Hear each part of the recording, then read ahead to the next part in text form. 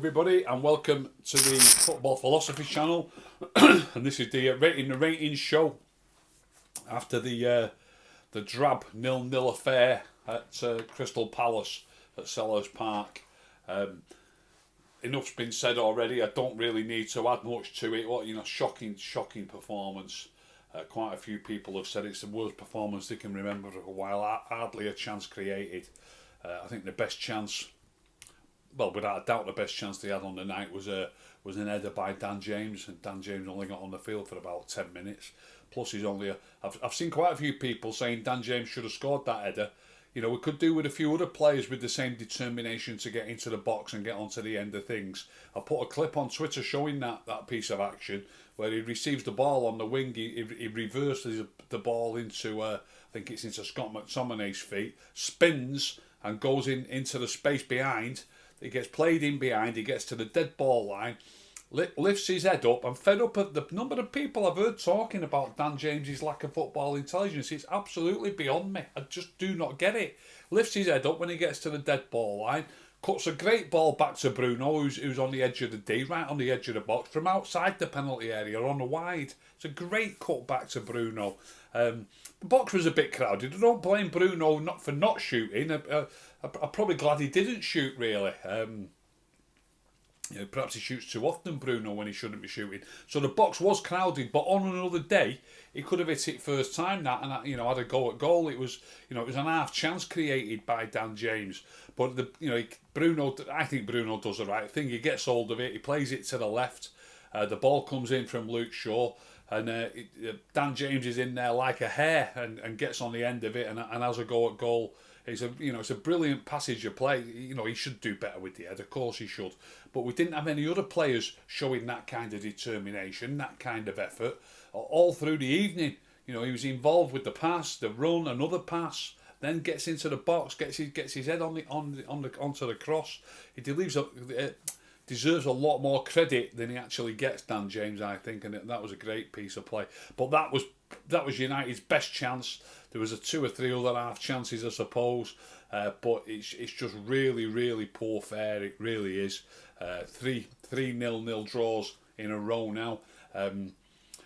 They've all been different. The first one we were already 4-0 up. It was the Real Sociedad game. Already 4-0 up. You don't expect them to go for it.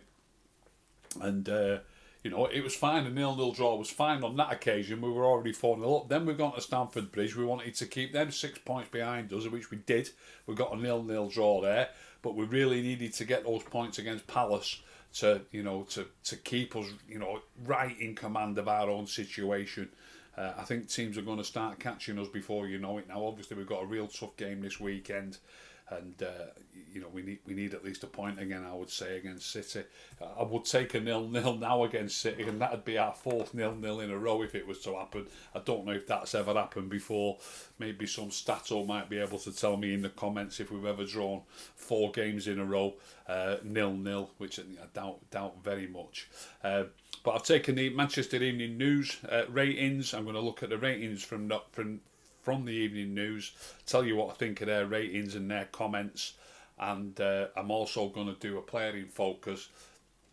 It's nearly always the forwards, but I'm going to use the forwards again. I think it's more interesting when it's the attacking players. So I'm going to put Bruno up, I'm going to put Marcus Rashford up, I'm going to put Mason Greenwood up and Edinson Cavani to be voted on to be the player in focus. But getting to the Manchester Evening News ratings, Dean Henderson, they've given him an 8. Dealt well with aerial balls and basically with everything that they threw at him. Can't disagree with what they've said, but an 8 is very well. I would just say he played well for me, so I would give him a 7. Dean Henderson. Wan-Bissaka, they've given a 6 to. Much more adventurous on his old patch, but struggled to provide the telling pass. I wouldn't disagree with that. He did get forward a lot. We did have quite a bit of play, but we need a little bit more ingenuity, I think, in the final third. I'm not blaming Wan-Bissaka for that at all, by the way, but we do need a little bit more ingenuity in the final third. We could do with getting Wan-Bissaka in behind more so that he can feed the ball across rather than looking for him to actually give us that ingenuity. But they're giving him a 6, and I wouldn't disagree with it. Bailey, they've given him a 7, reinforced his credentials to be Harry's regular partner for the rest of the season. Did next to nothing wrong. He didn't do a lot wrong, Bailey, but to me, he was worth a 6, just like Wan-Bissaka. No what, he just had a decent game. A 6 is decent to above average, so they've given him a 7. I've given him a 6. Maguire, they've given a 6 too. I will agree with that. Also a 6. Started so sloppily, he had Ed Woodward smacking a seat in exasperation. Had little to contend with amid Palace's reticence. I don't know how they see the two centre-backs differently. I mean, Palace's strikers, if they were reticent, I'm sure they were reticent towards when they were anywhere near Bailey, just as they were anywhere near Maguire. So I think a 6 each. Luke Shaw, that's the lowest mark I've seen for Luke Shaw for a while. They've given him a 6. I would agree with that as well. He did put that ball over for Dan James, which is a good ball. Offered width and got into crossing positions, but his delivery rarely caused Palace problems, they've said. I don't think I'd disagree with that. Luke, you can't be fantastic every week, and Luke has been on a great run of form, and they've given him a 6. Fred, they've given a 6 too. A 6 is decent. I would say Fred's a 5, just average Fred. Maids United, that's not terrible, by the way, that's just average, but I would say Fred was average. And they've put Maids United tick with his zippy passing, in a much improved performance, sacrificed for a goal getter later in the game, with McTominay coming on. They're describing McTominay as a goal getter now in the Evening News. He is capable of getting a goal. I was a bit surprised that they took Fred off, if I'm honest. I mean, Matic rarely gets a start. And to keep Matic on, it's a bit like me. If I was picking a team, I'd be choosing Matic, and if I happened to give Fred a game next to him, and suddenly I decided that I needed McTominay, I'd be taking Fred off without a doubt. I'd be, when I say without a doubt, you've obviously got to look at the game, but Matic is just a quality player, and we needed a goal, and I was a bit surprised that he took Fred's his main starter. He really is his main starter, but he took Fred off and left Matic on and brought McTominay on. So it is what I would have done, but I was surprised that he did that. And I would give Fred a 5. They've given him a 6. Matic, they've given a 6 too. I thought Matic was Matic was our best player in the front half of the pitch, if you like. With a back four, and obviously Matic and Fred as the two midfield players. We had Bruno with Greenwood, Cavani and Rashford. There's no doubt in my mind that Matic was the pick of that front six. They've said went close to getting the breakthrough with a deflected shot that was tipped over, offered balance in midfield. They just write little things like that, I think, just for something to say. He offered balance in midfield. What quite does that mean? Was he well balanced, or does it mean the midfield was balanced? I don't think it is balanced when Fred, and there's different ways of saying it's balanced. They might say it's balanced because Matic is more steady in his performance and more steady in his play, whereas Fred's a bit more erratic, if you like, running. I don't mean that in a bad way, but running, it sounds bad, doesn't it? But he's running all over the place, Fred, and trying to win tackles and things like that, whereas Matic is more cooler and calmer. So maybe that's a balance that they mean. But I like to look at the balance of who likes to play in which areas of the field, and I think Matic, as a midfield player, likes to play slightly left, and I think Fred also likes to play slightly left. So I don't think it's balanced in that respect. I'd sooner have McTominay in there who likes to play a little bit more to the right. But they're giving him a 6, and I wouldn't disagree with that. Mason Greenwood, they've given a 5 to. So greedy and kept running down blind alleys.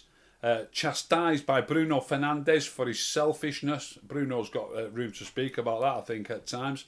And a bit better second half, they've said, and they've given Mason a 5, and a 5 is average. I would say he had an average game at best, but they've given him a 5. I wouldn't necessarily disagree with it. I would say he was average.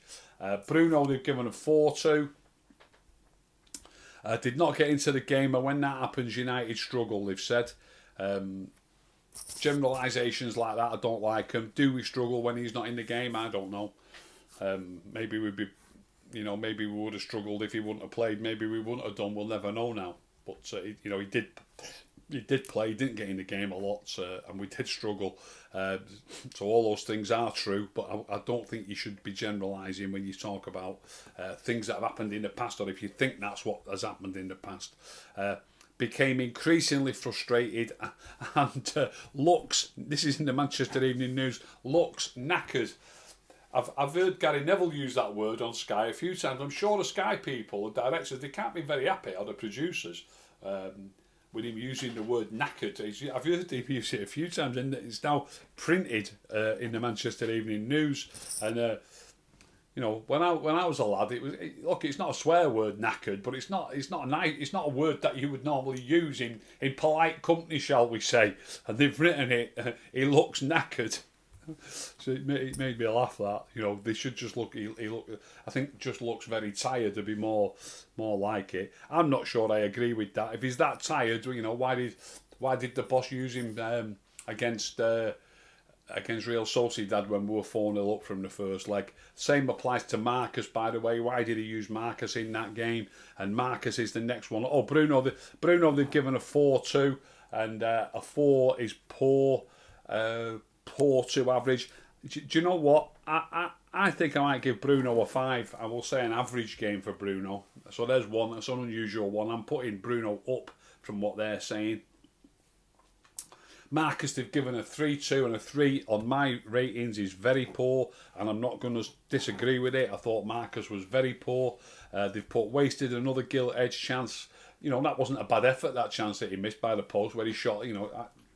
Could have hit the target, of course he could, but I don't think it was too bad an effort. That's nothing like any of the poorest, the poorest things that he did. Nothing like it. When he fired wide in the first half and got little right, constantly ran into the Palace defenders. I've been seeing that a lot recently with Marcus, to be honest. So anyway, they've given him a 3, which is very poor, and I wouldn't disagree with it. And then Edinson Cavani, they've given him a 5. I don't think I'll disagree with that either. A 5 is just average. He had an average game. Blazed over when well placed, and that was not the first glaring miss of the season, they've said. So another generalisation about over the season.